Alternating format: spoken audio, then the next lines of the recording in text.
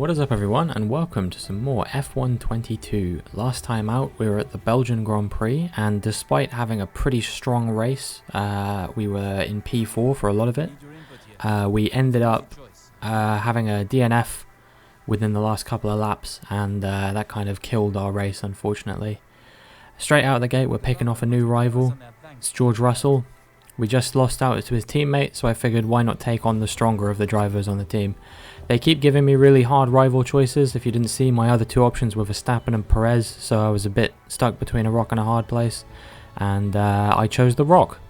So there we go. Anyway, we are replacing a few engine components now, particularly the MGUK, which is the thing that blew up in Belgium, and we are getting ready to get into the Dutch Grand Prix. Now, I have a pretty strong feeling of who's going to win this race, because it usually happens. Obviously, in real life, he came under quite a lot of threat from Lewis Hamilton this year, but he still managed to secure the W, and he's been pretty strong all season. Only person that's really been contending with him is Leclerc and Perez. Of course, I'm talking about Max Verstappen. So yeah, I would be surprised if anyone else took victory here.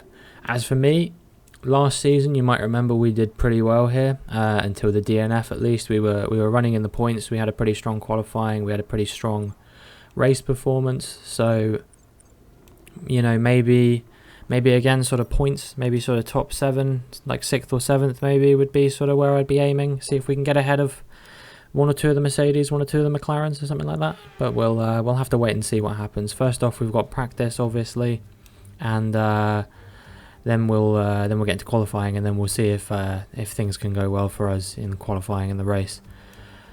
It's getting to that point in the season now where we need to start thinking about, is there going to be a regulation change? We haven't had anything yet. That usually comes in Singapore, I've found. And yeah, we finished top, but obviously that can sometimes be misleading. But it could be a good omen. We never know. We'll have to wait and see. But yeah, 2/10 ahead of Sainz is not bad. We obviously did do a soft compound run, which sometimes we don't always do, so that probably contributed to our high performance. But yeah, and the other thing that we might see soon is some drivers potentially announcing their retirement, which could see a bit of a shake-up in the driver market, especially if it's someone high profile. If it's someone like Ricciardo or Perez, we could see a lot of driver transfers. So I might do a few more upgrades until Singapore, but then from Singapore I might save my resource points in case of a potential regulation change, but we'll have to wait and see on that when the Singapore Grand Prix comes around, which is actually only a couple races away. We are getting into the tail end of the season now. My engineer's shouting at me because I skipped the final practice session because I didn't have any development boosts to get left, so I just skipped it, and that's fine. We're going to put another upgrade on the car. It's going to be an engine upgrade. We're making this engine come good, and yeah, that will be on in time for Singapore regardless of whether we rush it or not, so I'm not really sure what I'm debating here. There's no reason to rush it. It will get on at the same time regardless whether I rush it or not. So yeah, in the end I just go for the standard upgrade, and now I believe it is time for us to progress into the qualifying session, which yeah, like I said, if I can get a top 10, if I can get into Q3, that would be sort of the ideal scenario in this session. Obviously, out-qualifying Russell would be nice. I don't think it's going to happen. I would like to win a rivalry at some point in this game. We've had 5 so far, and we've yet to win one. But at some point, because I'm sure some of you probably don't know because I haven't mentioned it in quite some time, but my rule with rivalries is that if I lose a rivalry, I drop the difficulty point of the game by 1. So I started at 90 and I'm now down at 85, and this is the first time I've played on 85 in a very long time, probably a good few years. I think 2019 was probably the last time I played on a difficulty like this. I've been sort of 90-ish, between 87 and 92 for the last 3 years or so. We finished in Q1, and we had a pretty good lap, and it was good enough for P2, so that was encouraging. But obviously, because we performed well in Q1 doesn't mean we're always going to perform well in Q2 or Q3. So we'll have to wait and see. We're only 7 thousandths off Norris as well, so if that lap had been maybe even a fraction better, you know, if we'd just taken a slightly tighter line through one corner or something like that, that could have been the difference between being first and being second. But it doesn't matter, we've still got 2 more qualifying sessions to go, and plenty of opportunity to improve from there. First flying lap of Q1 is on a used set of softs, probably the one that I used in my final lap of the last session. Good enough for P2 initially, as expected. Verstappen is faster than you, but we are faster than some cars around us, and in fact we might have even made it through without doing our second lap, but we did it anyway and we improved by a whole second. We're going to be into the 110s, 110.8, and it's good enough for P1. Alright, well, that lap was very good, but maybe, just maybe, we have a chance to do something quite special here. Pull off the upset of the season. That said, Verstappen was all the way down in 4th. Leclerc is out of qualifying. That is the championship leader who has been eliminated, as has Hamilton as well. Hamilton and Leclerc are out in Q2, and Magnussen and Tsunoda have made it through to Q3. That's quite remarkable. Leclerc qualified 14th. He got out-qualified by both AlphaTauris and an Aston Martin. So yeah, one of the major championship contenders is gone. As soon as Hamilton won the rivalry over me, he decided to stop trying. He was like, yeah, whatever, we're done here. So yeah, that's potentially a major blunder from Ferrari. I don't know if that was a strategic thing or whether that was just Leclerc having a poor lap. I guess we'll have to wait and see. First lap of Q1, good enough for P4. It's a 1:11.4, but of course it is on used tyres. So we'll see if we can get another big improvement in the second lap of Q3. Then maybe we could be on for something good here. We start the lap. I'm just going to show you the full lap. It doesn't start out amazingly. You see we're already down on our run on used tyres, but we'll have to see if we can make some improvements over the course of the lap. I'm slowly warming up to this circuit. I'm still not a massive fan of it, and I never have been. I find some of the corners a bit tricky to navigate, whereas my favourite tracks, which are like Bahrain, Baku, tracks like that, I find all of the corners are pretty sort of straightforward. Even the castle section in Baku I find pretty easy, but some of the corners here, I think it's like fast corners, I struggle with quite a lot. So even tracks where I do well, where there's fast corners, I sometimes get like a bit uncomfortable. 4 tenths up at the moment. It's not a bad lap by any stretch of the imagination, but will it be good enough for pole position? We'll have to wait and see. We're 2 tenths up on Albon, who's currently in P4, amazingly. He is having a hell of a second half to this season. He is he's really showing out in that Williams and proving the performance index wrong, that's for sure and certain. I think it's just only going to be a 4/10 improvement as we come to the line, if it's even that. 3.7 tenths, 37 hundredths, whatever you want to call it. And in the end, it is good enough for P4. Well, coming into the weekend, I would have been happy with that, but I have to say, I feel like there was definitely more in the car there than what I demonstrated. It's time to remind ourselves once again of our top 3: Norris, Russell, and Daniel Ricciardo. With qualifying wrapped up now, we have our grid lineup for the big race tomorrow. Be sure to join us then for what will no doubt be a fantastic. Yeah, so I got a 110.8 in Q2, and that would have been good enough for pole if I'd have replicated that in Q3, which was a shame. I was 0.02 of a second off of Daniel Ricciardo, which is also slightly frustrating, and I got out-qualified by Russell, so yeah, lots of things to sort of be upset about, but P4 is still a fantastic result for us, no matter which way you slice it. So yeah, I'm happy with that, and maybe we can battle the cars around us and get onto the podium or something. You know, Daniel Ricciardo has not had a particularly strong season. I feel like on the whole I've been faster than him. I've got more points than him this season, certainly. So yeah, we can wait and see what happens with that. But yeah, perhaps I'm still a little bit disappointed knowing that pole was definitely possible there for me, not to get it. Obviously, the difficulty does play into it, but if you want me to up the difficulty, I got to win these rivalries, and I'm not throwing them. I'm just getting quite unlucky with who they're giving me. But eventually, I'll have to win one. Eventually, we'll develop to the point that we'll be the fastest car by a minute, and then that'll be easy. But anyway, we'll get into the race proper now. Here this weekend, it's even easier to find the Dutch fans as they have a race to call their own once again. A warm welcome to all of our viewers in the Netherlands and around the globe, of course, as we get underway for the Dutch Grand Prix. Zandvoort circuit has 14 corners, 10 to the right and 4 to the left, with plenty of steep camber and elevation changes to keep our drivers on their toes throughout the 2.6 mile lap. Off the back of a fantastic qualifying session, it's time to see how our starting grid looks like for today's race. Lando Norris put in a fantastic lap yesterday and he'll start from pole position, just ahead of George Russell, who starts this event from P2. Moving on to the rest of the grid, we have Ricciardo, Robinson, Alex Albon and Perez, Tsunoda, Verstappen, Sainz and Kevin Magnussen, Fernando Alonso, Gasly, Lance Stroll and Leclerc, Mick Schumacher, Hamilton, Guan Yu Zhou and Robert Schwartzman, Ocon, Latifi, Vettel and Oscar Piastri. That's it then, it's time to go racing as we head down trackside for today's race.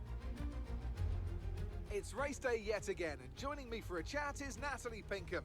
Now our racers are certainly in for a rough day today. What will you be watching for as they go down into turn 1? Well, the start of the race is always one of the most nerve-wracking parts. You have to hope that everyone is able to get a clean start. And this is possibly the trickiest part of the entire race. So many drivers in such a small space. And finding your braking point into turn 1 as well is testament to the driver's skill that there aren't more incidents. Well, no penalties applied to anyone that affects us. It was wishful thinking anyway. Those usually don't come until sort of Japan, USA time, I've found. We got the formation lap. Albon ended up qualifying P5, which is a remarkable result for Williams. And I can't help but feel that Red Bull have dropped the ball a little bit here, where Ferrari have qualified 9th and 14th. Red Bull had a real chance to extend their lead over Leclerc and over Sainz, and really make up ground in the drivers' championship, but they only qualified 6th and 8th. It's the McLarens that have had a really good performance here, and I mean Albon as well. Certainly Tsunoda was 7th, so yeah, just a bizarre result all around. But anyway, the lights go out. I was a bit distracted thinking about how bad Red Bull have been. It's a really good getaway for us, and it's a really poor getaway for Norris and Russell. Norris getting challenged by his teammate Daniel Ricciardo into turn 1, and as they go through here, Ricciardo briefly actually takes the lead there, but I think Norris is going to get away with it because he had the outside line. We've managed to get ahead of Russell, and we're up into P3 and on the podium, but it will be a challenge to keep this with the calibre of the drivers we've got behind us. We've got Verstappen, we've got Perez, we've got Sainz, we've got Hamilton. We haven't got Hamilton. We've got Russell. And maybe Leclerc could find a way to battle back into this race as well. We'll have to see. But yeah, so we're in P3 for now, but there's a lot of faster drivers behind us, and the drivers that I fancy my chances against are ahead of us. So yeah, we'll have to wait and see what happens in this race. But for now, we're on the podium. We'll do everything we can to keep it, but I'm sure that George Russell is going to be very, very keen to take it off of us. Daniel Ricciardo going a little bit slowly through that corner. Perhaps we could even challenge him into P2. If we can put Ricciardo between myself and Russell, that would be the ideal scenario, really, because I get the feeling I can pull away from Ricciardo. I don't get the feeling I can pull away from Russell. So we'll have to see if that rings true. For now, Lando Norris is already almost a second ahead. He is steaming away. Every Grand Prix that Norris has led, it feels like he's just pulled a 2013 Sebastian Vettel and been ahead by miles by the very first couple of laps. Russell goes on a bit of an attack through this chicane, but he can't quite make the move happen. And we retain P3 for now, but I'm sure that won't be the last attack that he mounts on us as we continue throughout this race. So yeah, I think Norris has probably already won this race. Amazingly, Verstappen, qualified 8th. So that kind of killed his chances of winning this race, I think, unless he has a remarkable performance. We get attacked into turn 1 again by Russell, but we're going to hold it around the outside. Our tyres still have a bit of life in them, as I think that was Sainz going past Sergio Perez as well. And Sainz is actually on soft tyres, so I'm not sure what strategy he's doing. This is an interesting call here from Ferrari, but, well, the jokes write themselves, really, don't they? We're now on lap 5 as we approach lap 6, and we've caught back up to Daniel Ricciardo a little bit, and we've started to drop George Russell a little bit as well, so he's not going to be as much of a threat, I don't think, as we come through this final section of corners, and maybe we could have a look with the DRS. We're burning battery pretty much the whole way through the final corner into the pit straight. We're going to have the DRS, but Ricciardo looks very far in front of us. We're going to go for a send, a massive dive bomb. Daniel Ricciardo would be proud of a move like that. He wouldn't be angry, he would simply just say, "Nice, mate." So, yeah, we are moving on up into P2. Norris is already 2.5 seconds up the road from us, and as we move on to lap 12 and into lap 13, that gap has only increased. Carlos Sainz has now come into the pits. He's moving off of his soft compound tyres. We're going 17 laps on the mediums before going on to the hards.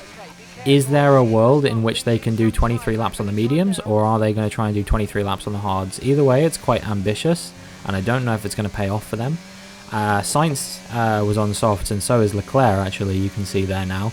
So, yeah, this was an interest. They seem to have put both Ferraris on the same strategy, despite the fact that they weren't in an opportune position, which is interesting. I would usually gamble and do a split strategy if I was in that position. But, yeah, what do I know, I guess. Yeah,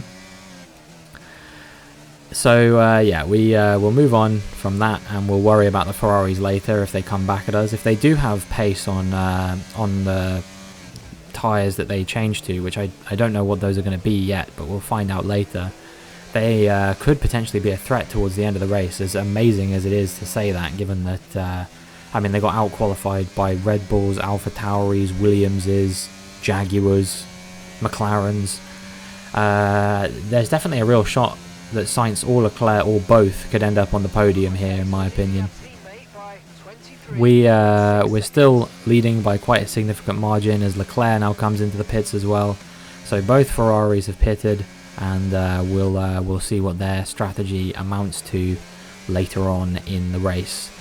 It's now lap 17, this is our pit lap, so we're going to come in and fit the hard tyres for the rest of the race. It's amazing that these tyres actually did 17 laps and didn't even go worn. That's half the Grand Prix on medium tyres. But this track is pretty nice on tyres in my experience. Ricciardo's going to stay out for another lap, as is Norris, so maybe we can try and build a bit more of a gap on them with a sort of undercut. Maybe we can catch up to the back of Norris a little bit more throughout the pit stop phase. We'll see if anyone else is going to overtake us, but there seems to be a big gulf between us and the cars behind. Perez is 20 seconds down on us before the pit stop phase, so I don't know what was going on with him, but maybe he had an incident or something. So really the only people we've got to worry about now are Ricciardo and Russell. We shouldn't really worry about Norris. I think he's just completely checked out of this race. Barring a late race safety car, that's probably about the only instance where I could see anyone other than Norris winning this race. So yeah, we'll have to see with that. I think he's just had too much pace throughout pretty much the whole weekend. He's extending his stint a lap further though, and that is bold. I'm not really sure what he's doing. 19 laps on the medium tyres. Ricciardo's come in. He's on cold tyres, and we go sailing around the outside of him at a very unconventional position. That's the second overtake we've had to make on him. Both of the overtakes we made on him were very gutsy, but we have in fact made it back into P2. Norris still to pit. If I can close him down on these hard tyres when he's on 19 lap old mediums, then perhaps we could close up a little bit before he comes out of the pits. But you see lap 23 we're on now, and he is 5 seconds ahead. He was just flexing the fact that he was so far ahead that he could do what he wanted. Sainz is on the medium compound tyres, you can see, so I can only assume that Leclerc is probably on the same strategy. So if they can make those tyres last to the end of the race, that could be a real threat towards the end of the Grand Prix. Especially if there's a safety car, they could be very competitive towards the end of this Grand Prix. But either way, to make it back into 5th and 6th, which is where they are right now, is a testament to how good of a Grand Prix they've been having already. But if those tyres fall off, they could be falling out of the points. So we'll have to see whether this is going to be a good strategy that they've gone for, or whether it will be the sort of typical Ferrari strategy that we're all too familiar with in real life. We've got Ricciardo, who is still within our DRS range, although we are starting to pull away from him slightly. We'll have to wait and see what we can do against the likes of him and against the likes of Russell. Here we are, lap 25. This is Sebastian Vettel with smoke coming out the back of his car, and that will be the end of the Grand Prix for him. I still, as I've said in the last few races now, I still strongly suspect it might be the end of his career at the end of this season, and results like that I'm sure will make up his mind for him. Here we are, this is Max Verstappen we're on board with. He's dueling with, I think that's Alonso, but I'm not sure, and there goes all of Alonso's front wing as he smashes into the side of Verstappen. I wonder if Verstappen's got floor damage from that. Whatever he's got, he suddenly started going very slowly as we navigate this twisty section of the circuit, and he is going to pull off the road, and that is going to be the end of his Grand Prix. For the second year in a row, Max Verstappen retires from his home race, and this was our perspective of what was going on. There's a safety car. We now have a safety car and a real chance to maybe contend with Norris for the lead of this race. Every time I've contended with Norris for the lead of a race so far, I've come off second best. I came off second best in Miami, where he was on pole and I took the lead, and then he took it back basically immediately. I came off second best in Britain, even though that wasn't just him, that was also the Mercs, but he knocked me off the podium there. And then we've also had a few more incidents with Norris over the course of the season. I think he's hit me into a few first corners, such as in China is one that is quite memorable, and I'm sure we've had more battles than that at the front of the grid.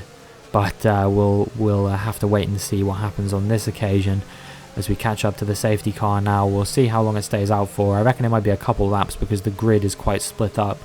I mean, you can see, right, like there's not really anyone particularly close to the six of us front runners. The Ferraris are actually in a really good spot as well. That's another thing we've got to look out for. If they can overtake Russell and Ricciardo, they could definitely be on for a double podium, because I don't think I'll be able to hold them back if those medium tyres have still got any juice left in them. That said, they have already been on them for, what, 15, 16 laps, which is how long I was on them for, really, before I pit. So I don't know how much fighting spirit there is left in those tyres. But if they can do anything with them, then it could be something particularly interesting. You know, I think this is going to be a really, really gripping finale to this Grand Prix potentially, with a lot going on. I think there's probably Ocon or whichever Alpine didn't crash into the back of Verstappen, I'm assuming is the one that's on the back of the train. Everyone's caught up now as we approach lap 32, and the safety car is going to come in. I think if we want to get into the lead of this race, we're going to have to do our signature go side by side during the safety car on Norris, and potentially we could make up a position on him. We can't get ahead of him because we will be penalised for that. We've got a lot of heat in our tyres, probably enough to fight with, I would say. The rears are a little bit cold, so we don't want to go into a spin as we go through the first corner. But other than that, we shall wait and see what happens. Safety car is about to come in, and they're about to say get up to racing speed. Here we go. Oh, Norris got the jump on me there. He definitely went before I did. I was trying to hold him off. I think we actually made a bit of contact, but I think it's okay. We're going to go for a dive bomb around the outside, but he's going to have the inside line, and we'll see what happens. I'm into the lead of the Grand Prix with 4 laps to go. This is the best opportunity I've had so far to win a race, even more than when I started on pole or when I led the race in Miami. There's 4 laps that I have to defend this for all I'm worth, and I've been defending from Ricciardo. I've just been deploying battery in the right places for the whole race. I know how to hold position in the Netherlands, and I am sure that I can win this race now. Now that I'm in the lead, all I have to do is keep Norris behind for this lap, and if I can keep him behind for this lap, I can keep him behind every lap, and I'm sure of that. But he has a lot of pace, and there's still those Ferraris we have to worry about as well. So there is so much to think about in this race still. It is not over. There is 4 laps to go, but we have a real chance of claiming our first victory in Formula 1. Let's see if we can do it. Okay, so there are approaching 3 laps to go now, and Norris is about half a second behind. There's no DRS until lap 35, so he will have, well, I say he'll have 2 laps, but he won't have DRS on the main straight of lap 35 because he's going to be the detection point is on lap 34. So yeah, it's going to be a real challenge for him if he wants to get ahead of me. He's going to have one DRS straight on lap 35 and then 2 opportunities on lap 36. So lap 36 is going to be a real challenge for us, but it will be the final lap of the Grand Prix. So we will have to make sure that we can hold him off on that. But we have plenty of battery still. We've got about 50%. We'll see when the subtitle goes away how much we do have left in the tank. It's about 50%. It'll be enough to fight with the rest of the Grand Prix, I think. As we come to the end of lap 35, you see we've still managed to hold him off for now. He hasn't really challenged us so far. He's still sort of biding his time, but he will have DRS into the pit straight here. So this is going to be a real battle if we want to keep him behind now. He's closing up, but I don't think he's going to close up enough to contend me into the first corner. Okay, that's okay. So there's probably, I'd say, if he gets good traction out of this upcoming hairpin, it will be 2 opportunities for him to overtake, I would say, unless he gets me on the line with the DRS. But there's no way in hell I will let that happen. I will get my elbows out like crazy if I have to. As long as I don't get a penalty, that is all I care about. You see he is super close now as we come through this fast-flowing right-hander, as we come into the second sector of the lap, and he is super close. He is like 1/10 behind right now. There is no way that I am just going to get away with this without having to do some really strong defense through this DRS zone. We're burning the battery already. I'm burning it a little bit earlier than I usually would be because I know he's going to be closing me down, and he is closing me down. He gets within 2/10. Is he going to look up the inside? No, he's not. He's just not quite close enough, and we, I think, are going to hold on to this unless he can get us over the line. We've still got enough life in these tyres to just about fight with him. We go a little bit wide there and have a bit of a wobble, but I think it's going to be okay. We're burning the battery to the line. We've got enough to get us there. He's 3/10 behind. It's not enough. We win the race. Great drive. We did it. Good job. We did it. Oh boy, that is the first race win we have had in this series. I believe that is my 36th race and my first win. Performance on the track today, a well-deserved victory. So Natalie, what do you think helped them deliver this result? I think a large part of the result comes down to temperament. They were able to keep their head when everyone around them was losing theirs, and that has allowed them to get the best out of the car, to maximise the strategy and stay out of trouble.